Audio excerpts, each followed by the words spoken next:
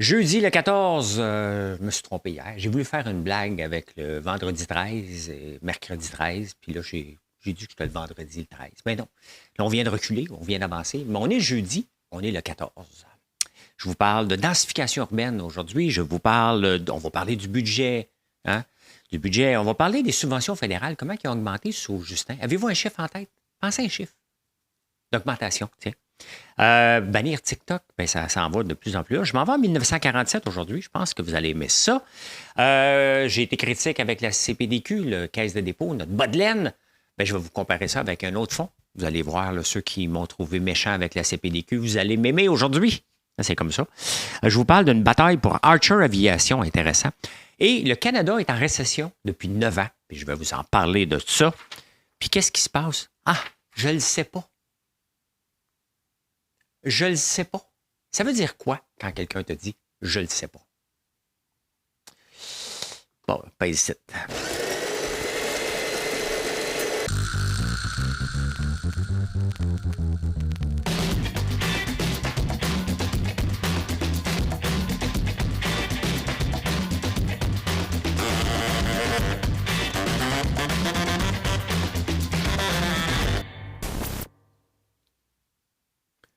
Qui c'est qui a pris le beurre de pinot dans le... Je sais pas. Je sais pas. Hein? On va vous faire réfléchir un peu. Faire réfléchir. Avant de tomber dans le budget, on va se réchauffer. Hein? On va s'en aller dans le budget tranquillement. Mais au tout début, la densification urbaine. Il y a un comité. Elle doit l'appeler l'escouade. Là. Une escouade à Montréal pour regarder la densification urbaine. Puis moi, je me promène dans les rues de Montréal. Je marche tout le temps. J'essaie de viser 10 000 pas. J'arrive pas tout le temps. Là. Ma moyenne est de 5 776 depuis un an. Quand même pas pire. Sans compter la natation, bien entendu.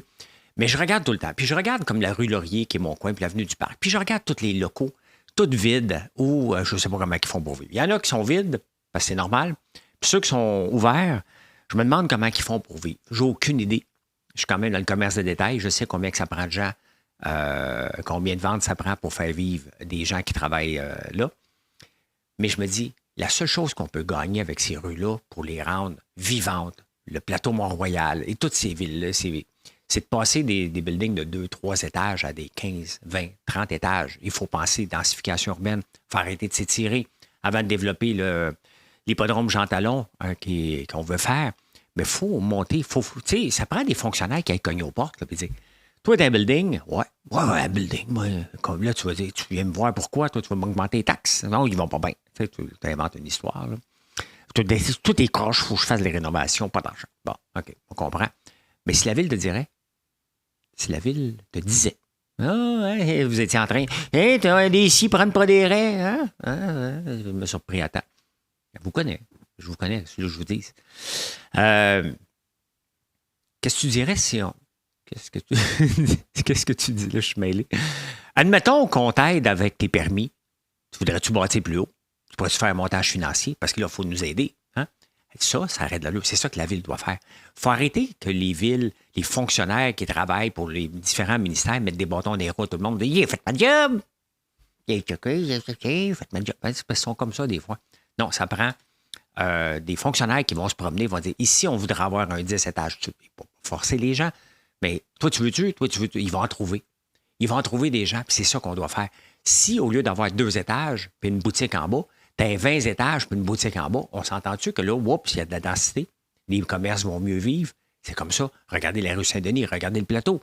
C'est ça qu'il faut faire. Il faut donner de la densification urbaine. Au centre-ville, il y a 450 portes par hectare. Non, il y a 150 portes par hectare. On en veut 450. Je ne savais même pas qu'on comptait ça par hectare dans la ville, là, mais par rue ou quoi que ce soit. Moi, je trouve que c'est ça.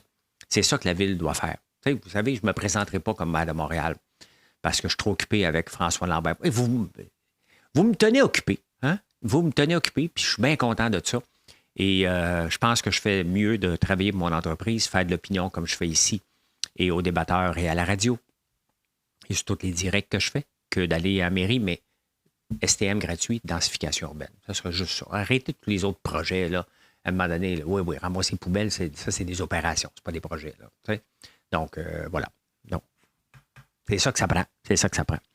Je vais vous montrer quelque chose. Ça se peut que ça disparaisse. Je ne sais pas si je vais me faire taper ses doigts par les droits d'auteur. Je ne sais pas s'il y a des droits d'auteur là-dessus, mais je prends une chance. Je prends une petite chance. Bon, il va y avoir une pub, là, le temps que la pub passe. Là. On va mettre ça sous silence. Là. La vidéo va commencer. Bon, vous montrer de quoi. Vous me direz ce que vous en pensez. C'est en espagnol, donc faut pas je vous amène. Allez, viens, un nouveau jour va se lever. Écoutez, c'est... Ah ben là, un peu, il est là.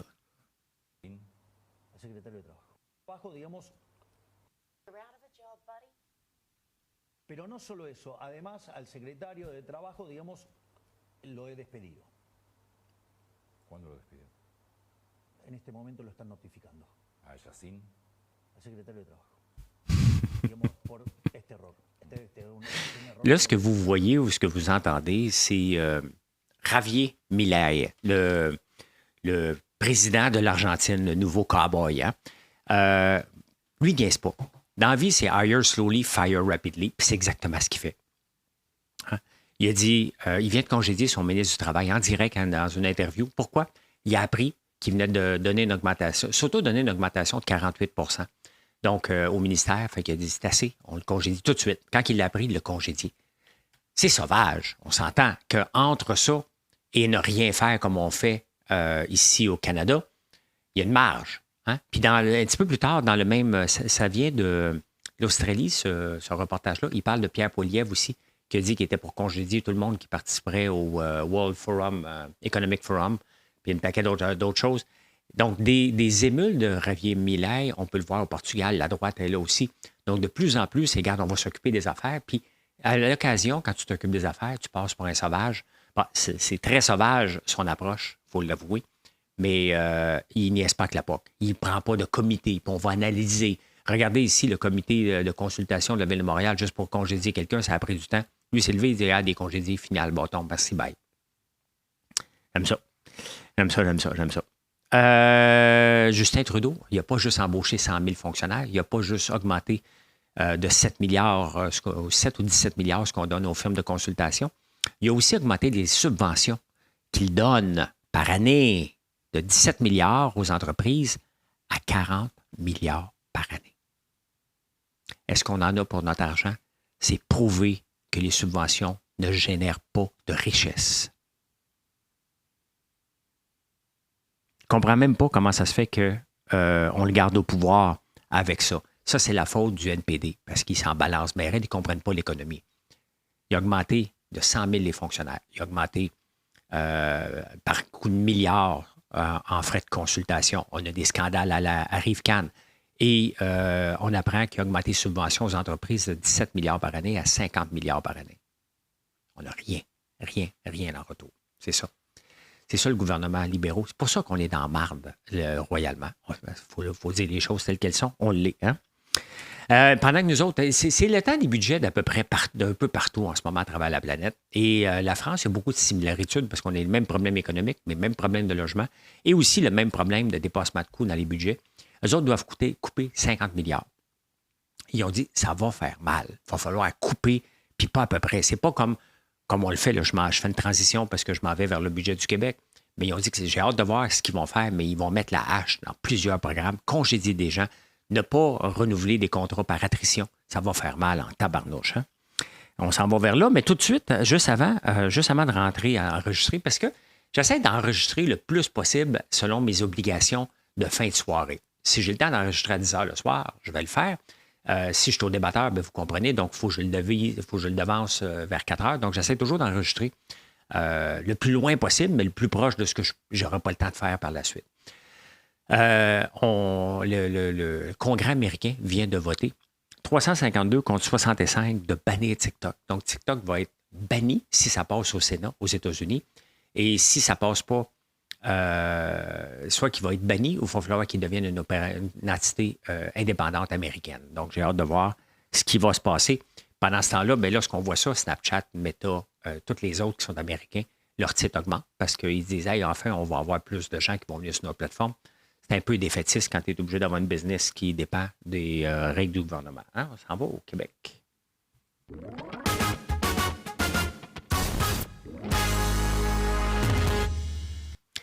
Le mot du jour pour définir le budget du Québec aurait dû être le mot optimisation. Hein? Il en a parlé, mais sauf qu'il ne fait rien. C'est pas un budget qu'on a vu. Hein? On a vu la fin des subventions aux autos électriques, ce qui est une maudite bonne affaire. Je veux dire, là, c'est une excellente nouvelle. Pourquoi? Parce que ça ne s'en allait pas dans vos poches. Hein? Ça s'en allait directement dans les poches des constructeurs qui se versent des dividendes par la suite. Je vous rappelle qu'Elon Musk a demandé une augmentation de salaire de 55 milliards cette année. Il a été refusé, mais c'est quand même ça qu'il a demandé. Donc, il y a du lousse pour diminuer les prix et c'est ce qu'il fait. Il faut se rappeler que dans les années 70-80, on a eu l'invasion des autos japonaises parce qu'on faisait des gros bazous qui coûtaient cher. Les Japonais sont rentrés ici. Bien, c'est ça en ce moment. On n'est pas capable. Qui fait des autos électriques qui a de l'allure? Les Chinois. On ne veut pas les laisser rentrer pour la peur de la sécurité. Non, on a juste peur des jobs ici parce qu'on n'est pas performant. Donc, peut-être qu'on va les voir arriver par la force parce qu'ils vont arriver, les autres ne seront pas capables de vendre. Mais le premier ministre de l'Ontario l'avait coupé, les subventions comme ça. Donc, c'est une bonne affaire. Mais encore là, on étale ça sur 4 ans. À un moment donné, imaginez-vous, vous êtes pris dans votre budget personnel. Tu vas-tu attendre 4 ans, 2 ans, 3 ans? Tu coupes right now. That's it. On va plus au restaurant. On vend la maison. Tu prends des décisions parce que ton budget. 11 milliards, c'est un budget de menteur en passant. Là.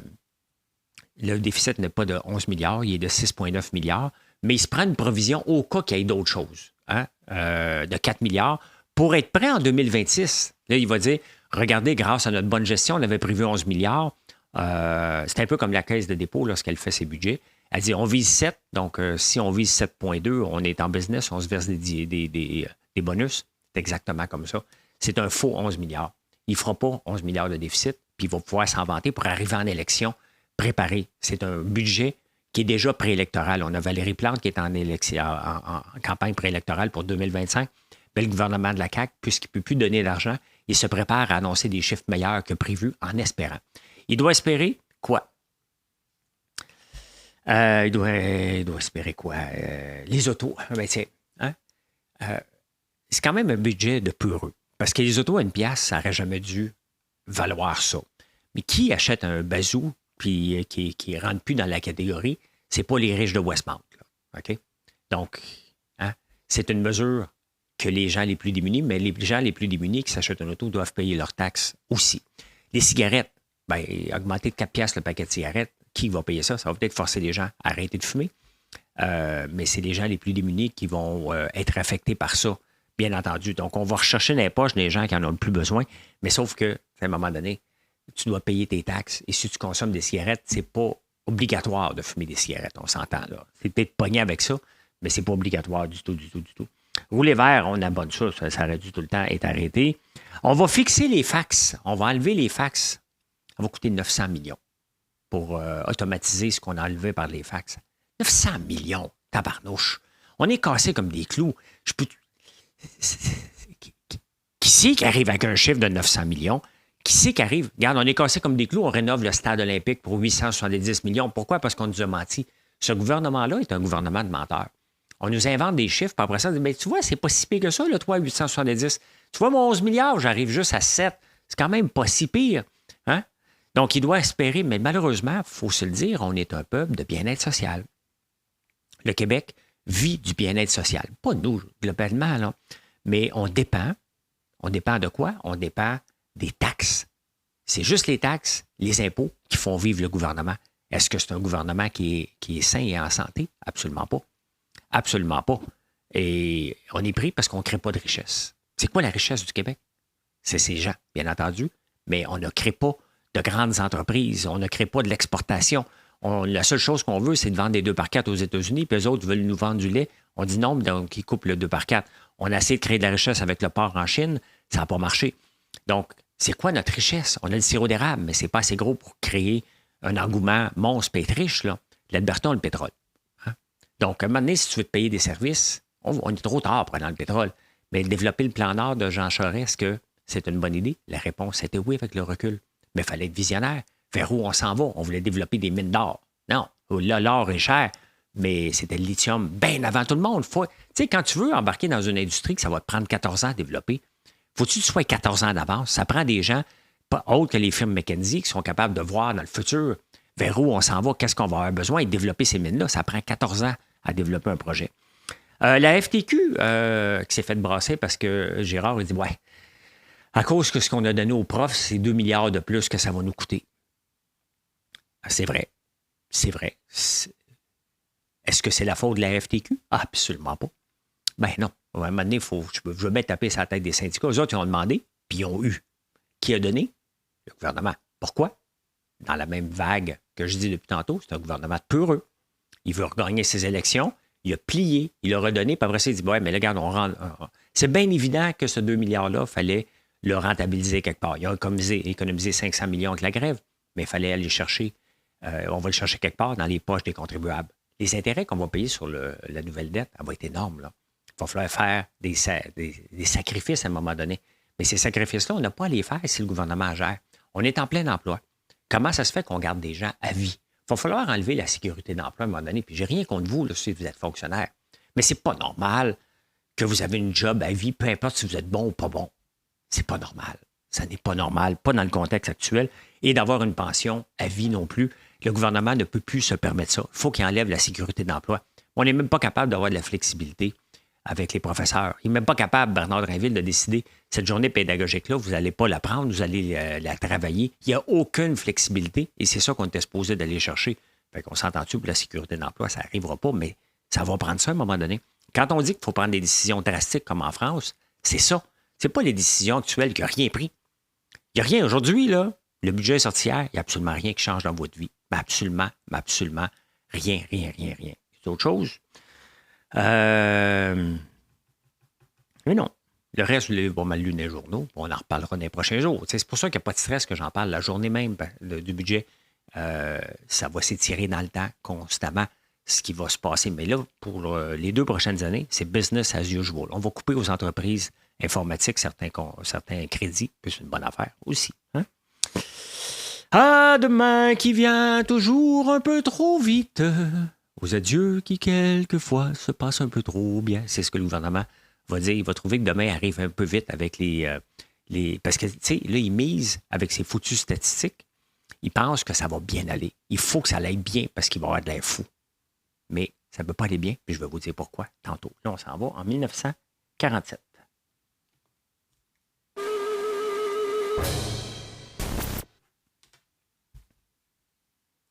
Ah, demain qui vient toujours un peu trop vite.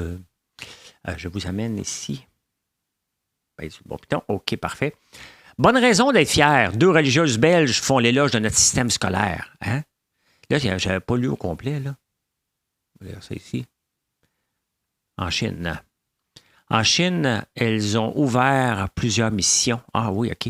Donc, les sœurs, notre système scolaire elle va très, très bien. On fait l'éloge.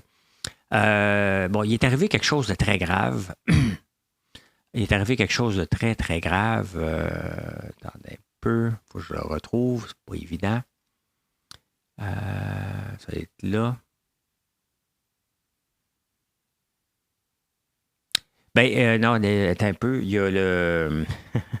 il y a le budget qui a été adopté, mais il y a une baisse sérieuse. Regardez des bénéfices du Canadien Pacific Railway. Hein. Eux autres, ils utilisaient beaucoup des guillemets dans ces années-là, en 1947. Donc, baisse sérieuse des bénéfices. Je cherchais, le budget est adopté. Ouais. 475 000 épargnés aux contribuables. Ils ont voté le budget, ils ont commencé à minuit, ça nous fait rappeler. Ils ont commencé à 6 heures le soir en 1947, le budget de la Ville de Montréal.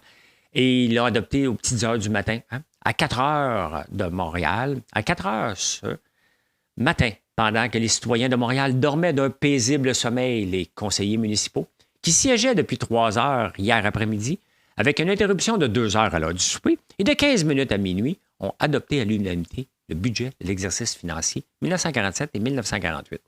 Donc, ils ont coupé dans des choses qu'ils demandaient. Mais je vais vous montrer...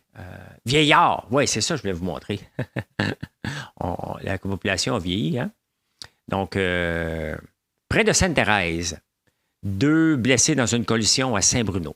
C'est bizarre. Sainte-Thérèse, 14 ans, un gardien des usines Bouchard, M. J.W. Durden, 60 ans, qui demeurait à 329 rue Grande Ligne à Sainte-Thérèse a été tué instantanément tôt hier soir dans un accident de la route survenu près de ce dernier endroit.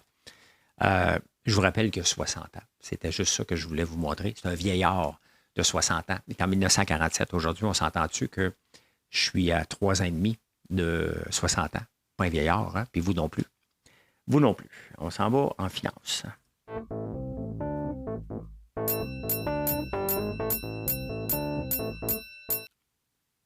J'ai été méchant avec la Caisse de dépôt et de placement du Québec, notre bas de laine. Hein? Puis il y en a d'autres qui m'ont dit, là, tu devrais comparer avec Teachers, pas avec le S&P 500. Désolé. Moi, je compare avec quelque chose qui représente 500 entreprises. Le S&P 500 performe bien sur 10 ans, mieux que toutes les caisses de retraite. Et Charlie Munger, avant qu'il décède, avait toujours dit, les gens qui travaillent, qui gèrent des fonds, c'est les gens qui se surestiment le plus. Essayer de battre le marché de 500 entreprises qui essayent de gagner des parts de marché, c'est presque imbattable. Et on le voit d'année en année. Teachers, quand même, qui est bien reconnu, qui est un grand fonds de retraite en Ontario, a rapporté que du 1,9 %. Il s'était donné comme objectif de 7,2 %. C'est surtout l'immobilier qui a tiré de la patte et les infrastructures. La bourse a bien été. Là, il va falloir accepter et se poser la question, nos fonds de pension, quel est leur rôle? Est-ce que l'immobilier doit faire partie absolument de leur portefeuille? Il va falloir regarder parce qu'en ce moment, leur façon de gérer de nos fonds ici au Canada est déficient. L'immobilier, c'est sûr qu'elle va moins bien qu'avant, mais c'est à eux. Ils sont supposés être des spécialistes de dire, regarde, on va se départir de l'immobilier, ça s'en va pas bien. C'est leur rôle. En attendant, 1,9 %, c'est en bas de l'inflation. Donc, les gens, le fonds de pension en Ontario a perdu de la valeur l'année passée, tout simplement. Ici, on en a gagné, donc la CPDQ a été meilleure que Teachers. Les terres agricoles, hein, on a toujours eu peur de l'accaparement des terres et les terres qui montent. Pourtant, il n'y en a pas de l'accaparement. Il y a peut-être une ou deux entreprises qui en achètent. Je pourrais me faire accuser d'accaparement des terres, sauf que je les cultive. J'ai acheté tout ce qui était à vendre alentour de chez nous, à part une parce que c'était devenu trop cher. Mais je la cultive, je ne la laisse pas en friche. Là. Il a augmenté de 13,3 % au Québec, 11,5 % dans le reste du Canada. Donc, les terres agricoles, c'est sûr, on vise l'autosuffisance alimentaire et les gens investissent tout simplement. Donc, il n'y a pas d'accaparement, ça monte juste normalement. Donc, c'est sûr que l'accès à la propriété fermière devient de plus en plus compliqué. Tu rajoutes des bâtisses là-dessus, ça commence à être rock'n'roll un peu. Hein? Donc, voilà. Je ne connaissais pas l'entreprise, mais je connais Cathy Wood, qui est contre les short sellers. C'est une gestionnaire de fonds très connue. Elle se bat en ce moment, et je vais vous amener, pour Archer Aviation. Elle y croit. Sauf qu'il y a des short sellers, des gens qui vendent à perte, qui sont sur son dos. Fait qu'on voit le titre faire des yo-yo solides. Là, aujourd'hui, il prend 6,4 %, 33 cents. Si on regarde depuis un an, depuis 5 ans, mais comme n'importe quoi. Et qu'est-ce qu'ils font, Archer? Je vous montre. Ils font des flying cars. Donc, je ne sais pas s'il faut que tu aies un cours de pilotage pour ça, mais ou tu as un pilote pour toi, mais c'est des autos soit d'une place ou 4 places. Moi, je ne crois pas. Je pense que ça, honnêtement, on est vraiment trop avant-gardiste avec ça. Et les chances que ça aboutisse dernièrement, je n'investirais pas là-dedans. Ça s'appelle Archer. C'est ARK. Et Cathy Wood est derrière ça. Normalement, quand Cathy Wood est derrière quelque chose, quand même, elle a un bon taux de succès. Mais ça ne veut pas dire qu'elle l'est, qu'il faut le faire. Hein? On est pauvre. Depuis 2014, on parle du PIB. On parle, à chaque fois pour déclarer une récession, on regarde 2 trimestres ensemble, 2 trimestres collés, si les deux sont négatifs. Hein? Et le Canada évite la récession. Sauf qu'il y a une autre donnée qu'il faut regarder, c'est le PIB par capita.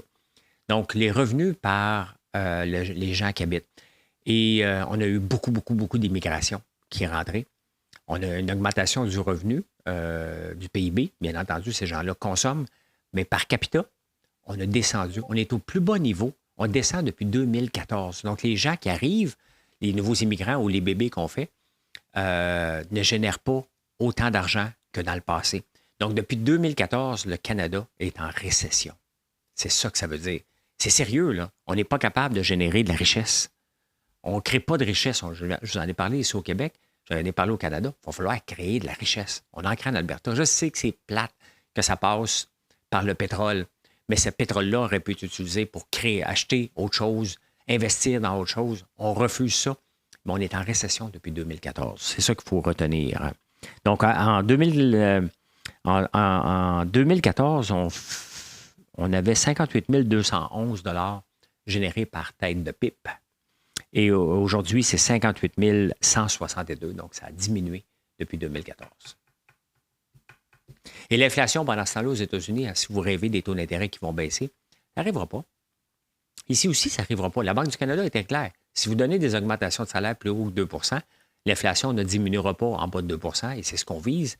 Mais le taux d'inflation aux États-Unis a augmenté de 3,1 à 3,2.